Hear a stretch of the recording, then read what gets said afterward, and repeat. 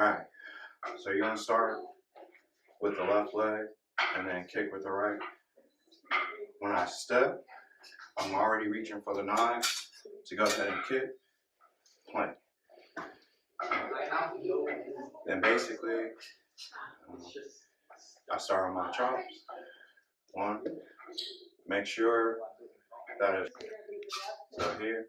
Make sure it's as straight as you can get it. Once you make this straight, make this part into usa.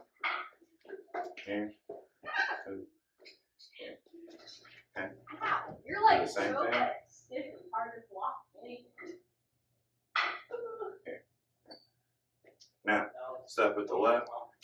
Now, your left hand when you step should be, the blade should be higher than here. Okay.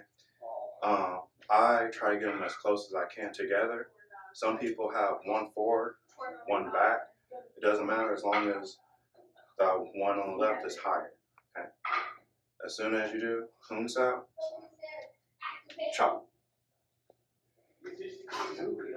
Then lock down, lock down, lock down. Okay. Now when I step with my right, it's the same thing.